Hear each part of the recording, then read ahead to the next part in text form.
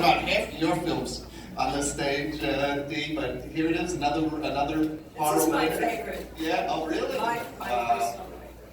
Well, Stephen King once told me that he thought you deserved an Oscar nomination for I your love role Stephen for in that. Cujo, and he still says that, and I agree with him. Thank So it's a great performance, and I totally agree with that. Thank you, dude. You have to, though. And they do put, well, yeah, I do have to.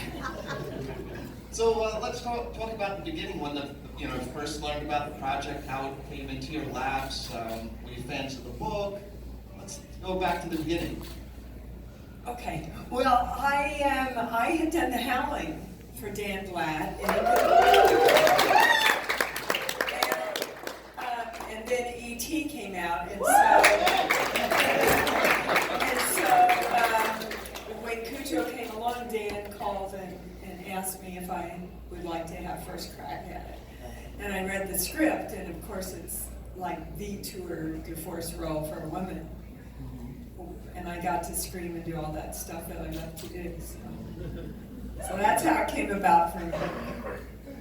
I think the producers of the movie saw me in As the World Turns, because I was in As the World Turns before Cujo, believe it or not, since the age of like 1.5. And they invited me to audition. And I don't actually remember the audition at all. I don't remember anything about it. But I got the job. So there you go. Thank God.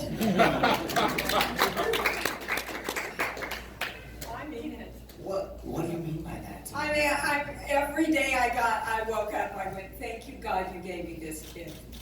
Because, I'm serious, because the whole film was me really, the core of the film was me with this little boy and a dog. And if he hadn't been who he was and been so present and so adult in that performance, it would not be the movie we have. So, kudos to that. How about you, Daniel? I don't remember all that much. I remember reading the book, and I liked the book a lot. I had met with Peter Medak, who was the original director. And when they asked me to do it, I was honored. I was very excited that Dee was going to be in it. She had a wonderful reputation as an actress. Thank you. In Hollywood, prior to that. And I liked the people that were involved. And then I met Gary on it. I ended up living with him for 2 years. So, yeah, I enjoyed it. Gary, talk about your unique involvement in Cujo. Well, I was one of Hollywood's go-to animals. I played the kangaroo in Matilda. I played an orangutan. I did a dog in something else. I was like the animal guy. So when this came up, I had an audition for it. It was very silly because the trainer was there too, and he was training me like a dog, to attack. And I was on my hands and knees with no suit on and jumping on this guy and attacking him and barking. And it was so silly. I went up, said to my wife. My wife said, "What do you think?" I went, I don't know. I was like attacking this guy in the office. And there was a few other animal actors up for it, but Dan Blatt seemed to like what I did and my energy, and he has no energy, as you've seen from the convention. Danny, we felt so bad for you. You were terrified every day to the point that I had 2 little kids at the time that came to visit. My wife would go, that poor kid, he wakes up every day and you're just terrified and screaming and crying. I wondered if it scarred you for your life. No, it was me that was scarred. People ask me that all the time, like, how scarred for life were you doing the movie? And honestly, like, I was acting, and that's how, like, Dee would say, every take she would say, it's just a movie and we're just filming, the dogs are really nice. Always the mom, Yeah. And I would say to her, okay, are we gonna do another of that take, or are we moving on to something else? But again, thank God I got this kid. But I guess that's sort of attests to, like, everyone I've ever met always thinks that I would just be absolutely traumatized just from the performance. And that's a good thing to be able to take with you, Probably you hadn't read the book, but the rest of our panelists have read the book before you I did had the not movie. read Oh, the you book. hadn't? Oh, okay. But Daniel, you did. I did. I really liked it. It was the first and only Stephen King book I had ever read, and I was pleasantly surprised at much actually. What did you hope that the movie would retain from the book? Not the ending. How many folks have read the book and know how it ends? Oh, Okay. nice. Well, in the book, if you don't mind me ruining it for you, he dies. The little boy dies in the book. There were a lot of big discussions, and I said, "Man, we can't ask moviegoers to go through 2 hours of what we're going to put them through and kill the kid in the end." And fortunately, a lot of people agreed with me, and Stephen King actually wrote us afterwards and said, "Thank God you didn't kill the kid." I guess he got more hate mail than he had ever received on anything else for that. Danny, how did your folks, gear you up for making this film? They were as excited as I was to be there. And that's the weird part about my early career as an actor was that I just sort of did it. I don't know how else to explain it. Like when I was on As the World Turns, I've been on that already for 3 years. We were living in New Jersey, and we would travel an hour every day to Manhattan to go to the set for this soap opera. And that was a soap opera. I legitimately spent every time I was on camera just crying about some awful, There was one point when they kidnapped me and my mom and took us to Spain. There was a part when somebody they set our house on fire, locked us in the closet, and they literally set the set on fire, which was the coolest thing I'd ever seen. But crying, dying, smoke in the closet. It's a soap opera. So going from that to Cujo was a piece of cake. But I don't have long conversations or stories where my mom would sort of prompt me for the acting part of it. It would just be, okay, you know what scene this is, go do your thing. Do you have more stories than that in terms of how I... No, and I gotta say I really appreciated that about your mom, because the more moms don't mess with kids, the better they are, and the more open they are. We improv a lot, and kids, it's just, let's go play, let's play pretend. They don't make it the big deal, though. A lot of adult actors do. So a lot of that, we had to really improv around what the dog did, too. Gary, talk about the breakdown between the real dog and the costume dog. That was a pretty seamless combination. When I watch the movie, sometimes I can't tell when it's me and not. But whenever you saw the star being attacked, the face, the star, it was me in the suit. When you saw the real dog, it was the dog attacking either the trainer or a stunt person. And they cut it back and forth, like, me and then the real dog, and then when you saw Dee's face, or what was the big sheriff's name? I forgot that I killed. Adam. He was a big guy, and he was fighting me so hard that I couldn't stay next to him. So they wired me to his chest. Do you know what I mean?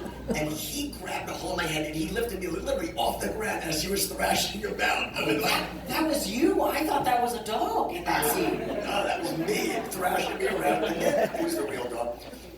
Can I tell a fast story? How the first time the producer saw the dog being put through his thing, they brought me in too, because I had to watch the dog. And the trainer, a guy named Carl Miller, who trained... Fabulous. Trained like the amazing Dobermans, all these famous dog movies, was Carl Miller. Anyway, so the producer, the director, it was like show and tell time. So they have the dog, and they chain the dog up to a chain link fence. Now, the trainer goes behind a car, and he says to me, "Help me get this on." And he puts on this dog attack suit, like blankets, this attack suit, and this horrible Halloween mask, with like hair. It was just a terrible mask. And he says to me, "He won't recognize me like this." He jumps out from behind the car and goes, "Ah!" And the dog goes berserk. Okay, and it's just like the Mack truck. The dog is like straining against this chain link fence, and he says, "Turn him loose!" And they turn this dog loose, and it lopes across the field and attacks the trainer to the point where you're going, oh my God, he's like a rag doll. The dog had him with his attack, so he's shaking him. And he finally goes, get him off of me. And the other trainers come in and they pull this dog off. And I'm looking like, what am I getting myself into? And the producer and the director look at each other going like, oh yes, that was very good. That was kind of interesting. It was one of the crazier shoots And with the dog. The big attack scene in the car, which goes on like forever, I wanted to do that myself because I do a lot of my own stuff in the movie. And they were going to let me, and the day of Dan Black comes in and says, yeah, I've changed my mind, you know, if you get hurt. I said, I'm not going to get hurt, Tia. I can do this. No, if you get hurt, we go up and there's a lot of money at stake. So the big attack scene in the car is Gary and me, and then the stunt woman and the real dog. And the dog was trained, the stunt woman had this toy around her neck. And when she would lunge forward, that was the dog's cue to lunge forward and get her. And then as soon as she pulled back, the dog would pull back. That's how well trained they were. So we did our thing, and then they brought the stunt girl on, the real dog. They finished, got it like in one take, and Lewis said, yeah, we got it. And before somebody could get their hand on the dog, she went, yes! And the dog went, yes! And bit her nose off. Now, it's all right. They got it put back on. Everything's fine.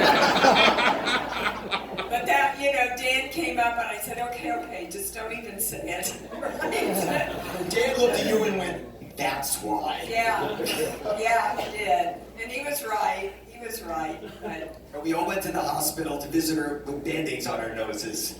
And she's going, don't make me laugh. Like the cat, were you in on that? I don't think I was in on that. The whole stunt team bandaged our nose when we went to visit her Oh, at the that's hospital. great. That's great. Danny, what do you remember with the dog? Anything that really stands out that gave you the willies? That gave me the willies. Well, the one thing that stands out that everyone else thinks gave me the willies, which didn't really, was the dog got in the car once. And it was a moment. Yeah. But I was like, oh, can I pet it? Like, I wasn't ever allowed to go near the animals. Yeah, we couldn't. Yeah, so the idea that was like, oh, he's here. Like, can I? But like the dogs were trained to Go after it was like toys. this toy thing. Yeah. It was like a mouse, and they would put that in the car and then tell the dog to get the toy. So the dog was trying to get the toy. In every scene, I knew as an actor that they weren't trying to get us; they were trying to get that toy. And so I was laughing because he got the toy. Meanwhile, everyone else is like pulling us out and like freaking like, and I was like, oh, there's the dog, there's the toy. Well, my first instinct was always protect the kid.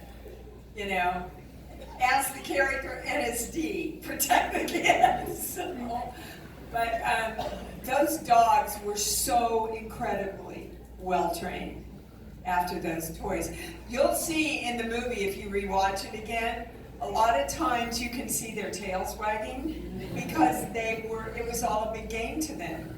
So many people are so worried about, oh my God, those poor dogs, and were they mistreated? No, they were not mistreated. Sometimes maybe overworked a little bit. That's why there were so many of them. Now there's an argument about how many dogs.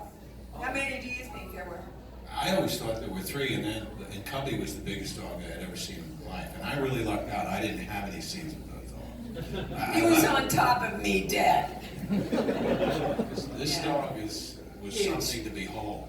I'm serious about that. I only had one scene when I drove up to the ranch and actually saw the dog.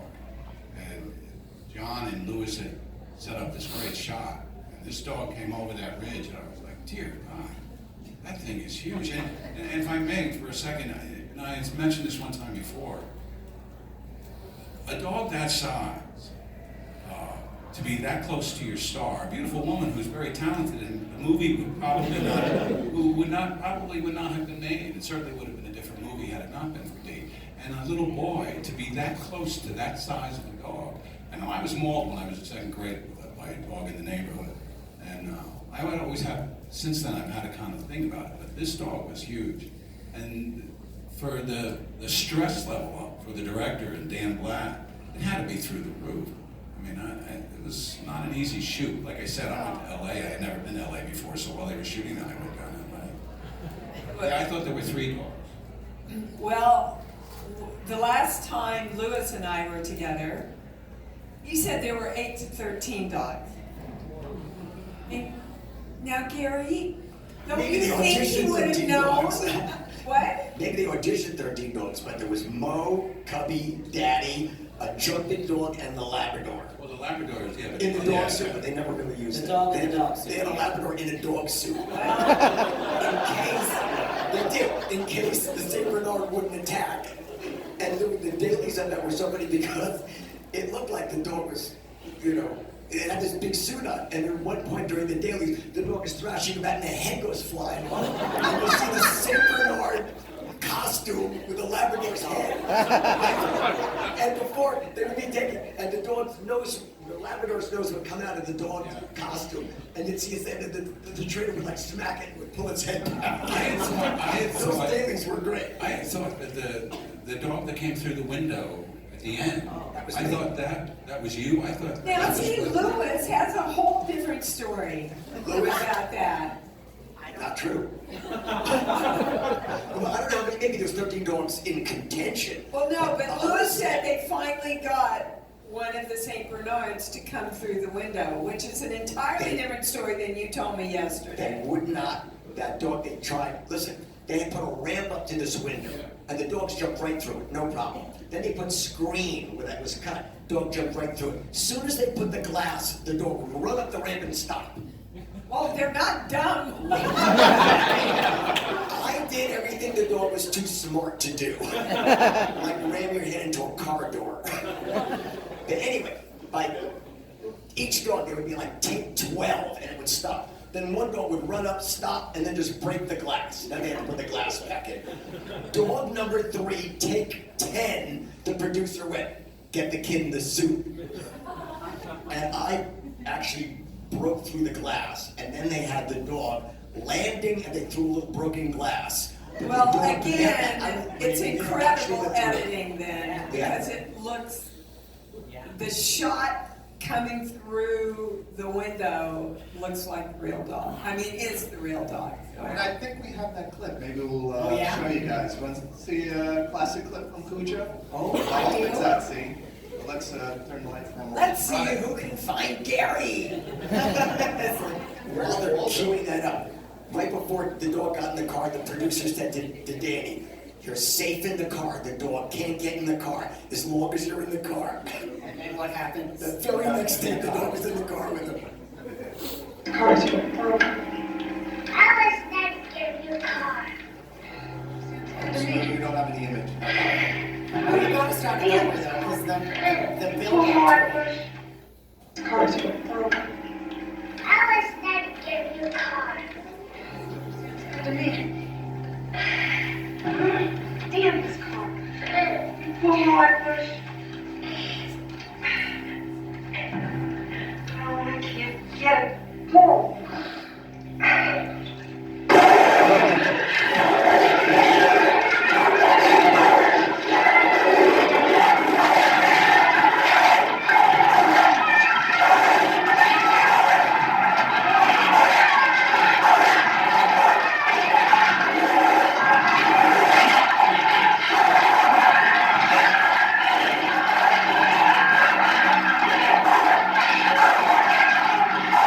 Oh, and I caught his paw. Should have bought the power windows. Break it down for us, guys. My favorite part is watching the audience because people always jump I jumped during that moment when the dog first. Well, and the sound and okay, so the first day on the set, the first scene, Lewis. Sorry. The first day, the first shot on the scene, Lewis comes up and he goes, Dee, were wondering if we could maybe use the dog in the master shot, and then for all your close-ups and everything, somebody can just stand in for the dog. So I said, okay, let's try it. So we go to do that scene, and Lewis is out there going, "Rawr! And the whole crew is cracking up. Danny is hysterically laughing. I'm going, Liz, I don't think this is going to work. It's just because the visual and the sound and everything of the dog, you really didn't have to act much, you know. It just added so much to it. But they wanted to save the dogs and not overwork the dogs. Okay to overwork us, not the dog. But we ended up using the dogs off camera also. Dee said to me one time, she said, it would help me if you would growl and bark while you're laying on top of me attacking me. So I did. Oh, ever the actress. And of course I was holding the director constantly in the dog suit. How old were you, Gary, when you made the movie? When I did that, Not old enough. I was 32 when we shot that. I would be like You were 14. emotionally crazy getting ready for a shot, and I'd hear Dee, psst, and I'd look over, and here's the Pinto, and here would be Gary. Going, dude, I'm trying to get into this. I think my favorite scene in the whole movie was because, well, first of all, how they did it was the coolest. But there's this shot when just after she gets bit, where she's passing out, and the car is sort of open, and I'm alone crying, and she's trying to tell me to relax, but to be, you know, it'll be okay. And they installed like a camera that turned 360, which back then was, I mean, nowadays you're like, oh, that's that camera shot, work. but it was really innovative back then. Really, yeah, they had to drill holes, and then they had this camera, and the shot was just her passing out and me screaming, and the camera is spinning around ferocious. I just think it's so cool, really, really cool cinematic stuff, yeah. I feel like the director of this film, Louis Teague, is really underappreciated in Hollywood. I think. For sure. Yeah, talk about working with Louis, maybe an anecdote, or why you know his direction of this film has been so powerful to this. If there's a word that I would use to describe Louis, it's gentle. Very, very gentle. Yeah, very gentle. You know, he's like genius. He's so smart. But he's just a kind, gentle, creative man. You agree? He wasn't so gentle when I was humping his leg, I gotta tell you.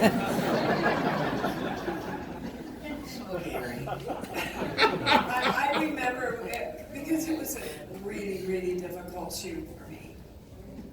You know, I was just in fight or flight the whole time.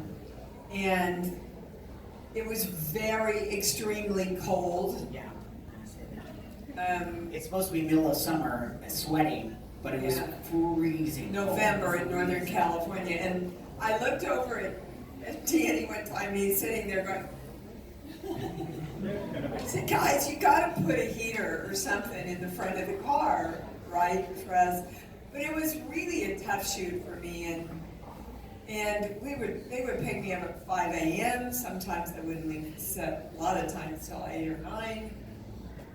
And I lost it one day. I can't even remember what it was about. I lost it and very dramatically stomped off to my trailer.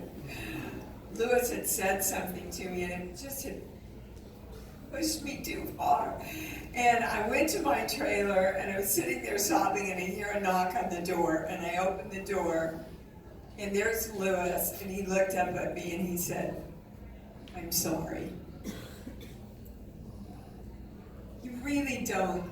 This is not typical Hollywood, you know what I mean? I'm sorry too! He said, are you all right? I'm all right! Just give me a few minutes! But that moment, for me, really represents who Louis is. How about you, Daniel? Do you have a moment that symbolizes everything that Lewis is? Because I was hired in New York and had never been to LA, when I went out there and then they got into these it was obvious. It was my first feature film, but it was obvious this was going to be an incredibly difficult shoot for these people up at that ramp. I mean, the scenes and the cuts, the setups that had to be done, this was going to be rough.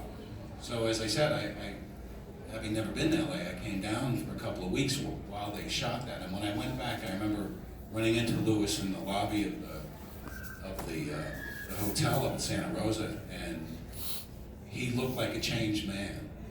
It was, he was still, like Dee said, very gentle, very smart, very easygoing. He didn't seem to get upset, but it looked like to me, having not seen him for a couple of weeks, that this was a strenuous shoot on him. And then when I saw him for the first time again, 4 or 5 years ago, he was back to, I remember, he was a sweet, sweet guy.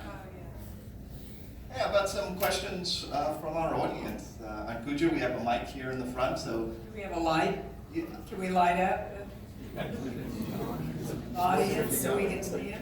There you are! So my apologies for going off topic just a little bit, but Danny, you mentioned you were on As the World Turns. Yeah. And Daniel, I remember you because I watched the show from 88 to 2010 when it went off the air. But I don't remember your character, Danny.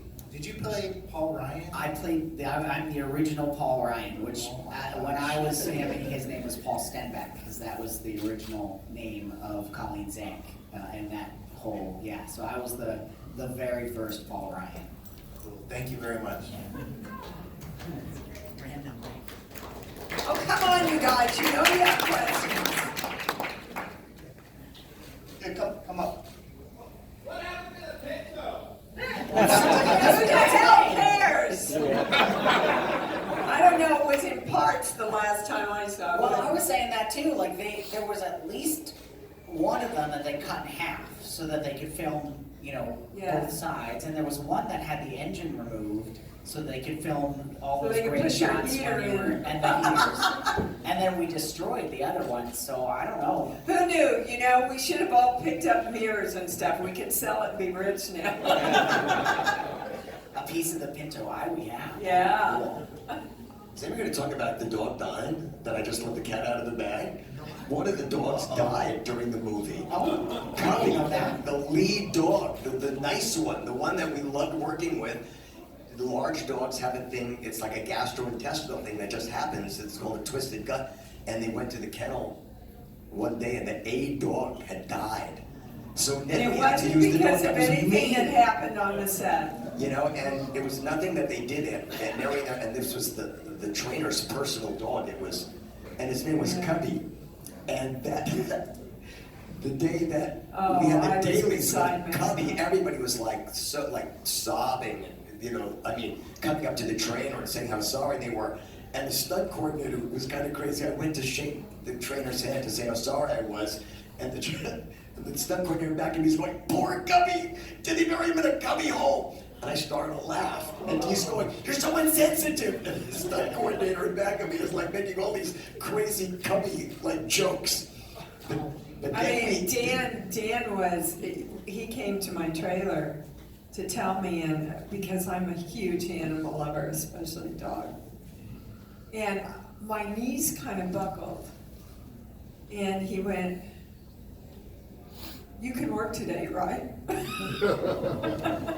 I said, "Yeah, could I have a half hour to kind of assimilate all this and go talk to Carl and everything?" But I really took a hit about that. The stunt department was really upset because that was the nice dog. The backup dogs were kind of mean and would really bite you. You know what I mean? So it's like the stunts are going. I'm glad I they didn't went, know that. Cubby's dead. We gotta work with Mo or Daddy. We're going. So who did I have dead on top of me that wasn't quite out?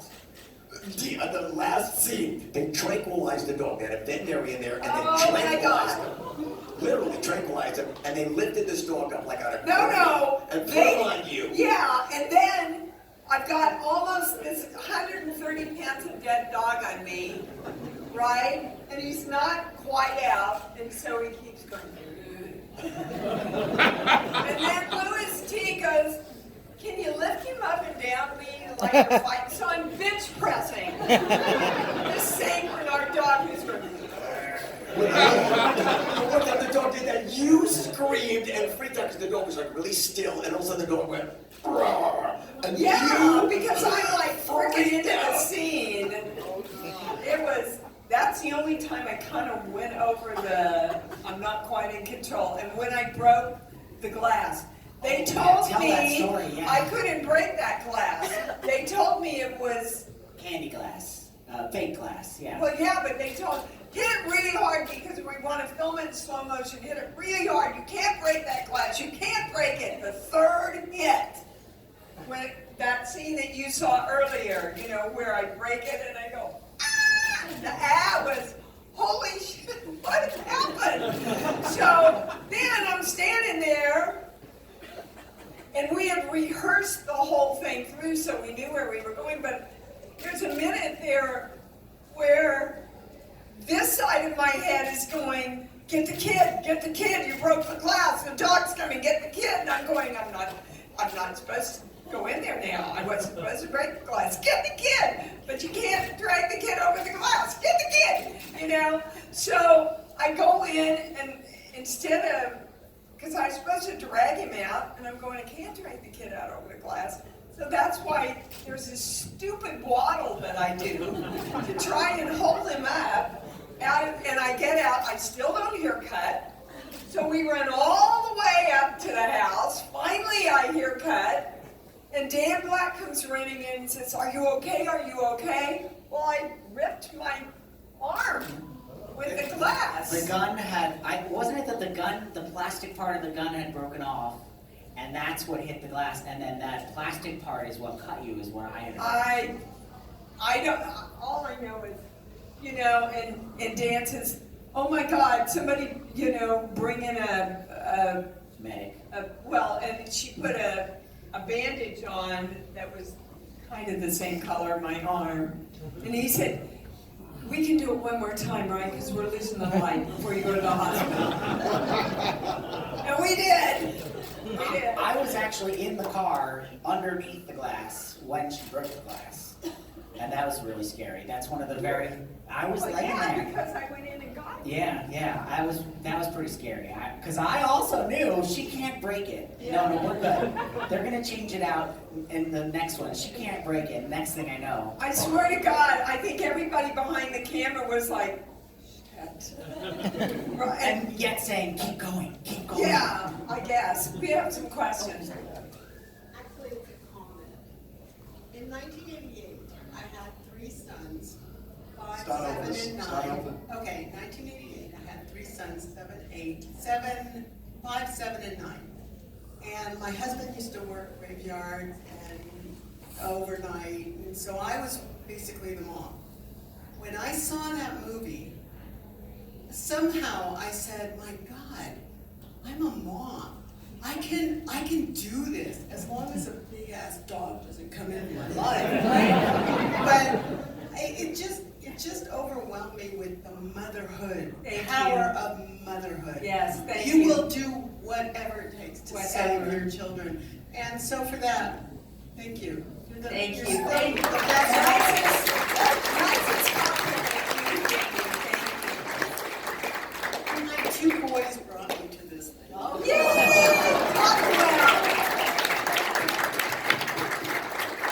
Talk about it. Daniel, you mentioned Peter Medic was the original director attached to this movie. He directed The Changeling. How come he didn't wind up directing, and what was his take on the material? Well, Go ahead. Peter had directed what I knew. He had directed The Royal Family with Peter O'Toole, and I was just very excited about working with him. As I said, he hired me out of New York. And, I don't know why it happened. I remember Tony Richardson, I think he was the original DP, told me, and I don't know. I mean, Louis and I said this before, for a director, any director, but particularly for this film, for a director to come in a little late, having missed pre-production and stuff, is a real challenge. And Lewis certainly met it. You know, Lewis was just a wonderful director, a wonderful man. But yeah, I really don't know. That was above my pay grade. Well, I do know that Dan Blatt had originally wanted Lewis, and so they had had some previous meetings.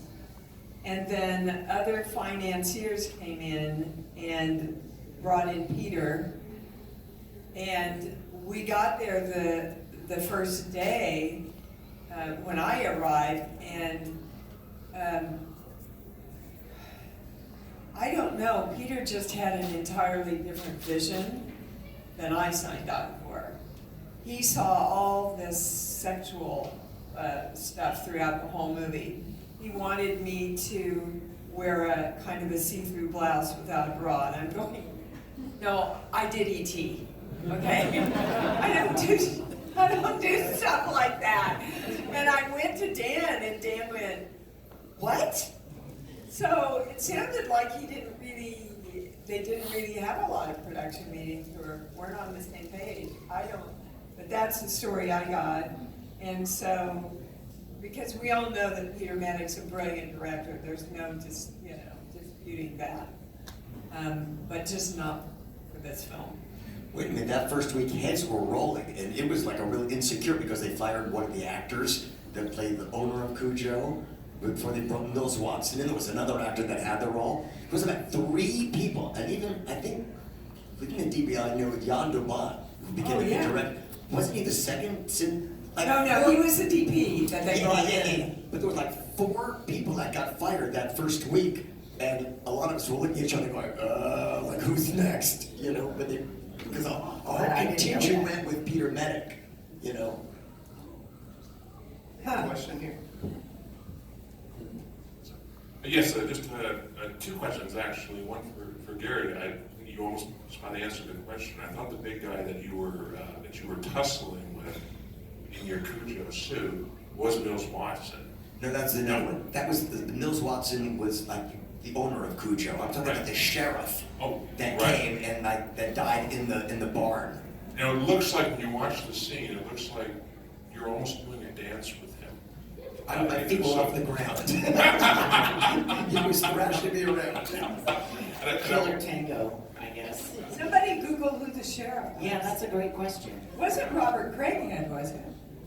Now the other question that I have for Danny and for Dee, watching that scene, Cujo attacking, it looks like you're almost more, Danny, terrified of Dee mauling you as she's like shoving you to the, to the seat. You have a look on your face like, oh, Mom, don't, what are you doing?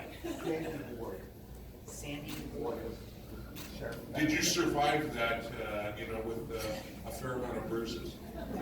Oh, there were lots of bruises as we went along, that's for sure, yeah. And cuts and, yeah.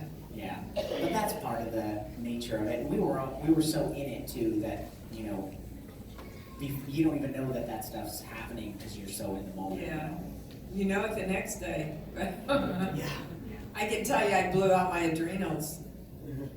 Ooh. Yeah, they treated me for exhaustion for a couple of weeks after.